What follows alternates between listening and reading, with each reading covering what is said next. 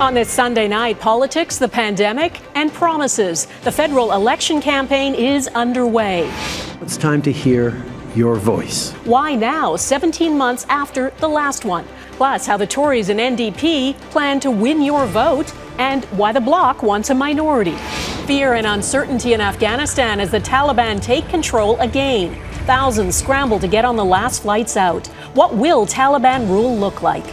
Canadians helping earthquake-ravaged Haiti. There's a lot more risk of damage and destruction and people being trapped as a result. What could hamper the rescue and recovery? And the final days of Nova Scotia's tight election race. Why is the Liberal leader staying out of the limelight? Global National with Donna Friesen.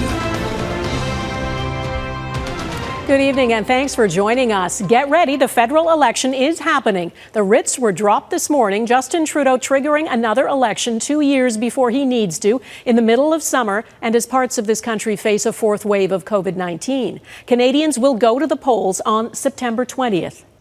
Trudeau calls it a pivotal moment for Canada, and just as he was speaking, news broke of a pivotal, dangerous moment for Afghanistan. The Taliban have taken over the country again. These are believed to be the first pictures of Taliban leaders inside the presidential palace. The Afghan president has fled. The government has collapsed. The Canadian embassy has suspended operations. This is the entrance to the compound. It is deserted. So is the U.S. embassy. Helicopters were seen airlifting people out. The idea there would be a transition of power has vanished.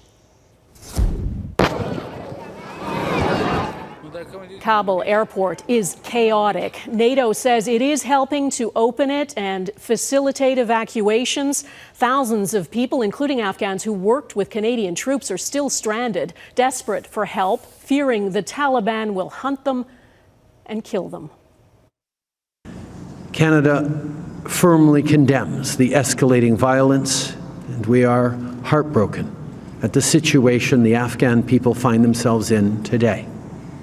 This is especially so given the sacrifices of Canadians who believed and continue to believe in the future of Afghanistan.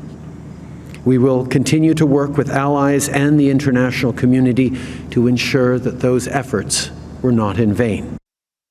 Trudeau is promising to bring 20,000 Afghan refugees to Canada. There's been no detail on how or when. An international crisis unfolding at exactly the moment Trudeau kicks off a campaign. It is a reminder how events can quickly overtake political strategy. And the big question today is, if Justin Trudeau is so confident in the strength and smarts of his government, why not continue with the mandate Canadian voters gave him 17 months ago? Why call an election now? David Akin has our top story tonight. David? Well, Donna, that was the first and second and third thing Justin Trudeau was asked this morning, why now? And his answer each time was, why not now? So in this pivotal, consequential moment, who wouldn't want a say? Who wouldn't want their chance to help decide where our country goes from here? The Trudeau minority government had been governing just fine with the support most often of the NDP and sometimes the Bloc Québécois. That was not enough, apparently, for the Liberals. This is a moment in which Canadians deserve to have their voices heard. Canadians deserve to make their choices. And like I said, I'll leave it for the others to explain why they don't think Canadians should get to weigh in this extraordinarily consequential, historic moment. But the most consequential factor for Liberal strategists are polls that show the Liberals with a lead. This is the best chance since 2015 that they have to actually get a majority again. So you can see what the motivation is. The numbers are there for them to at least seriously consider it. Those strategists may also have concluded this would be the Liberals' only opportunity for months. When would be better? When is another window, right? And, if Delta variant is starting to creep up, we know now, we've been through it before, it's going to get worse in the fall. So that's not going to be a window. The winter, it's certainly not. So, you know what I mean? Like, you start to narrow down your choices, and I think that they would be crazy not to go. One note on all this, John Horgan called a snap election in a pandemic in BC, and he went from minority to majority. New Brunswick's Blaine Higgs did the same thing. A pandemic election went from minority to majority. Justin Trudeau will surely be hoping that he will complete the pandemic electoral hat trick. Donna? Okay, David Akin in Ottawa, thanks. Well, as the campaign began, events in Afghanistan unfolded fast. The Taliban moved into Kabul. They're back in charge 20 years after they were driven out. In Kabul tonight, many are living in fear, especially women and children. All domestic flights have been halted. We're told there are still military flights operating, including by Canada. Justin Trudeau, on the first day of his campaign, found himself caught in an international crisis. Mercedes Stephenson is traveling with the Trudeau campaign. Donna, a very different scene at the Liberal leader's first campaign stop of this election campaign in Blainville, Quebec. A contrast when you hear the cheers and clapping here to the gunfire being heard in the streets of Afghanistan tonight. A foreign policy crisis is not how any prime minister plans to start an election campaign. Today, Justin Trudeau saying that he is heartbroken by the situation in Afghanistan and vowing to continue to help the Afghan people, including 20,000 refugees he has promised to bring to Canada. But the Liberal leader was unable to provide a plan for how or when they would get out. While Canadian embassy staff have been evacuated, 100 Gurkhas approximately have been left behind, Nepalese citizens who put their lives on the line to guard the Canadian embassy. They were not approved to be on the last flight out carrying Canadians which left earlier today. Also left behind, the interpreters who worked for the Canadian Armed Forces and their families. Thousands of people, sources say, in the streets of all ages, vulnerable to the Taliban. They say they were told to come to Kabul hoping for evacuation, but now they are stranded without food, anywhere to stay, or any security. Donna, typically foreign policy issues don't play in elections, but with the sacrifices Canada has made in Afghanistan, we'll see whether or not this one is different. All right, Mercedes Stephenson in Blainville, Quebec tonight. Thanks. Events in Afghanistan, as I said, moving fast. A little later, we'll look at how the Taliban took control and how the U.S. is responding. First, back to the election. The leader of the official opposition kicked off his campaign quietly today. Aaron O'Toole unveiled his campaign slogan from an empty hotel ballroom. His message, secure the future. Abigail Bimman joins us from the hotel where O'Toole is holding what are called virtual town halls this afternoon. Abigail, a different kind of campaign launch. Donna, this is essentially a TV studio the Conservatives built and have been using for months now. They plan to continue using it during the campaign, replacing some traditional on-the-road campaign events. And kicking things off in a big empty room allowed Aaron O'Toole to underline his message, criticizing Justin Trudeau's election timing. A leader who cared about the best interests of Canadians would be straining every sinew to secure the recovery right now. Instead, Justin Trudeau has called an election. Whether he wanted a campaign or not, it's only day one, and already O'Toole is setting up a wedge issue. Friday, the Liberal government announced mandatory vaccinations for the federal public service, federally regulated industries, and commercial air, rail, and cruise passengers. In his first question and answer session with reporters, O'Toole was asked over and over about his opinions on the government's mandatory vaccine announcement and on vaccine passports. He didn't give very clear answers. I think we can also have an approach that uses a whole suite of health measures, from rapid testing and screening, mask usage, to have reasonable accommodations for people that may not be vaccinated, whether young children or other people. We have to use all of the tools and not divide Canadians. O'Toole completely avoided the question of whether he requires candidates to be vaccinated. Some of his supporters are opposed to mandatory vaccinations, and he's trying to tread carefully. But one of his challenges this campaign is to set himself apart from previous leader Andrew Scheer to attract more Canadians to his party. He's already falling into a trap that caught Scheer evading a question, so reporters are forced to keep trying to get a clear answer. We'll see if that changes in the days ahead.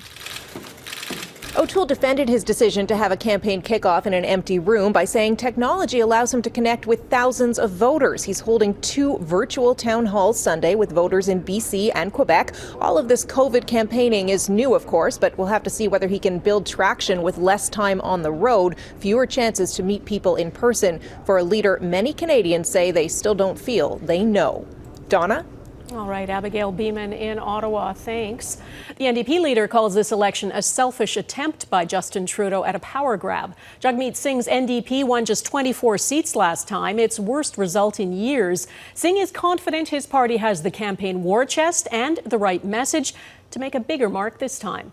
Michael Couture is on the NDP campaign. NPD! NPD! This is the image the NDP wanted. While Justin Trudeau was in Ottawa talking to candidates, Jagmeet Singh walked with the people in Montreal's Pride Parade. Singh says sending Canadians to the polls as COVID-19 cases continue to rise is a selfish move by the Liberal leader. Well, it's clear Justin Trudeau wants to grab power, wants a majority. But why does he want a majority?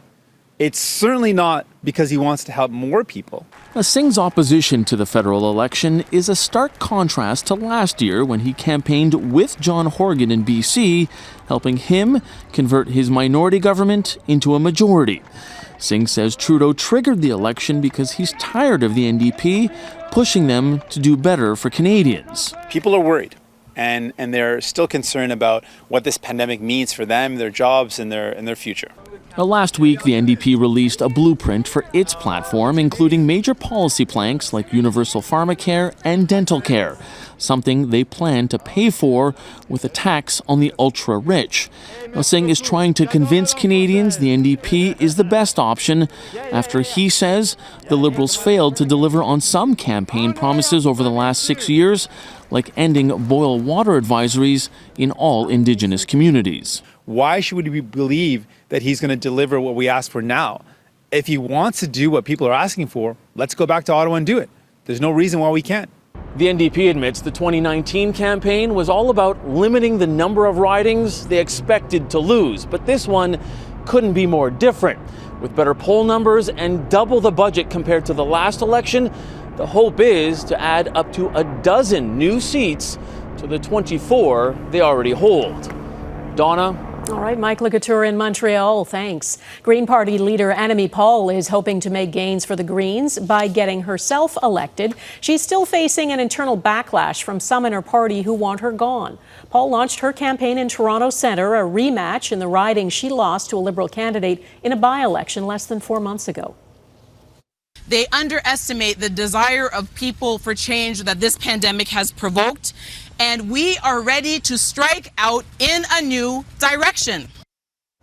Paul's leadership has been plagued by internal conflict, but she says her energy is focused on policies such as innovation and fighting climate change, and she says the Liberals should be doing the same. The leader of the Bloc Québécois launched his campaign in Montreal today, claiming Quebecers have been quite clear about what they want and don't want. That the minority government serves Quebec better. Quebecers did not want an election. Mr. Trudeau did. Yves-Francois Blanchette calls Trudeau's decision to call an election irresponsible and all about personal gain. What's looming over Afghanistan as the Taliban take over? Coming up, people scramble to escape as the U.S. defends its decision to leave.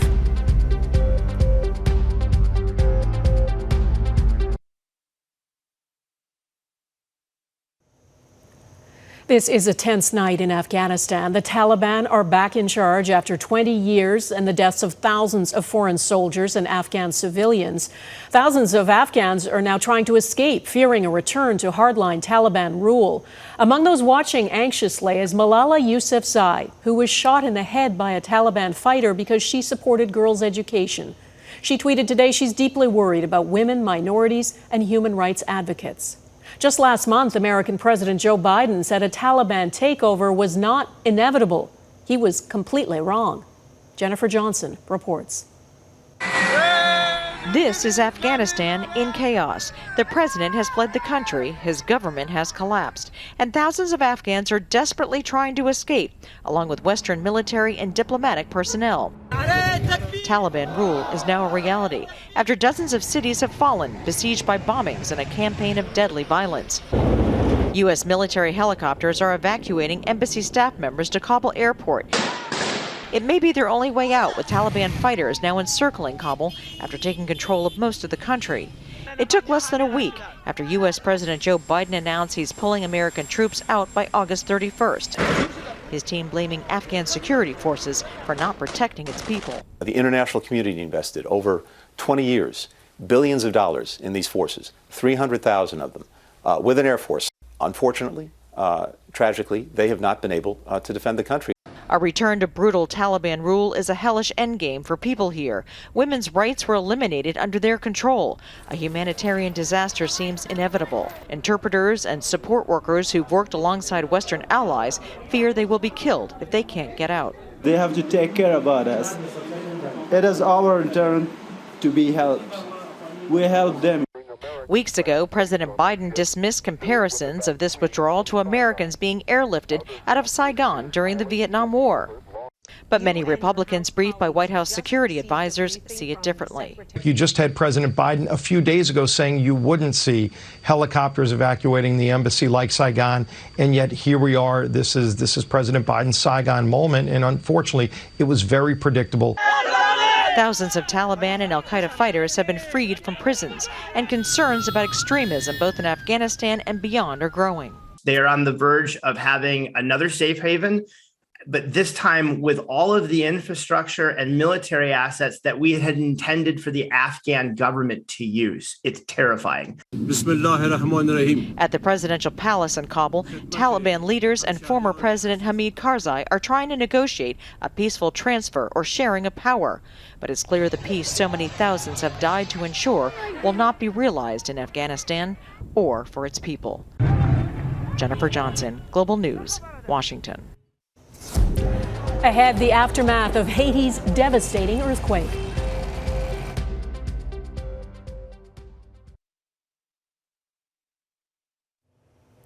Rescue efforts are underway tonight in Haiti after a powerful earthquake there. The death toll from the 7.2 magnitude quake has now soared to almost 1,300.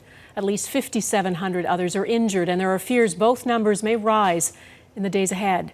A Canadian assessment team is on the ground in Les Cayes, the city hardest hit by the earthquake. As Heather Urix-West explains, rescue efforts are complicated by Haiti's tenuous political situation and an approaching tropical storm. Scenes of devastation in South Haiti. Saturday's powerful 7.2 magnitude earthquake leveling areas of Les Cayes, tearing apart roads, making access to the region difficult for those trying to help. We can say that there are 1,500 homes completely destroyed and 3,000 homes damaged in the south, the country's civil protection director said Sunday.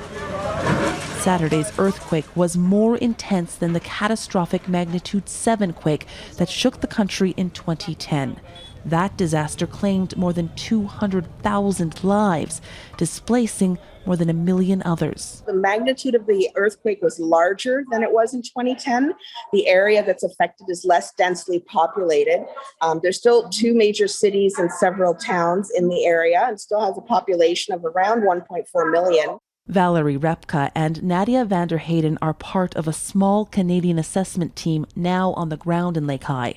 Global News spoke to them during a refueling stopover en route to Haiti on Sunday morning. Right now, I can certainly say the political environment is very different than it was in 2010. Deepening poverty, the ongoing coronavirus pandemic, and the political turmoil that has followed the assassination of the Haitian president this summer has created a very dangerous situation on the ground. Adding to these complications, an advancing tropical storm. Grace is forecast to bring heavy rains to the island nation Monday, with a risk of flash floods. We're really encouraging teams to not come down right now. This is not like 2010. The safety concerns may be different. The security needs may be different. And we don't want to put everyone at risk. Though the situation for thousands of Haitians injured or displaced by yet another disaster grows more serious by the day. Heather Urix-West, Global News, Calgary. No guarantees in Nova Scotia. Next, why the province's pandemic election is turning into a nail-biter.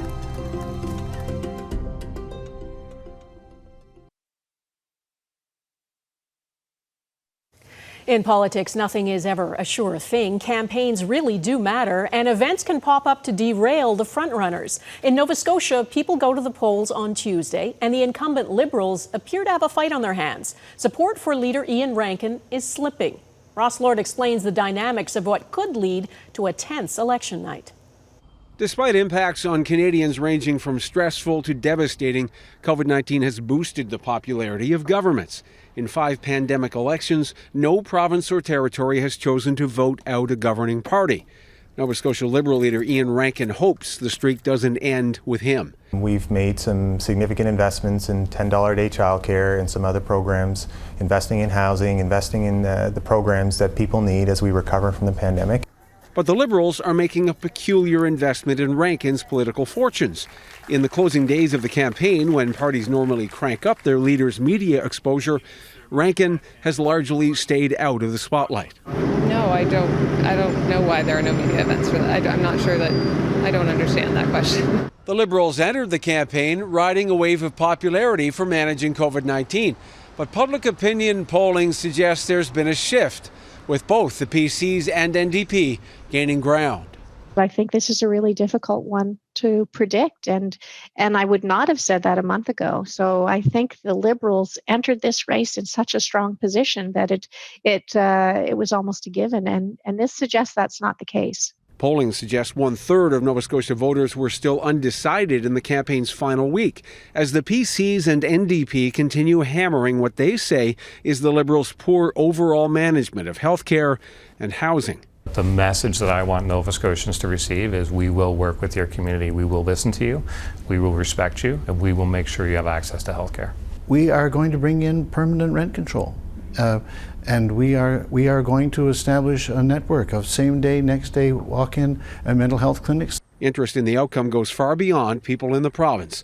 Now that Justin Trudeau's Liberals have decided to force a federal election, the fate of Nova Scotia Liberals becomes even more intriguing. Ross Lord, Global News, Halifax. And that is Global National for this Sunday. I'm Donna Friesen. Tonight's Your Canada is this postcard perfect shot of Stratford, Ontario. Thanks for watching. Hope to see you here again tomorrow. Take care of yourselves. Bye-bye.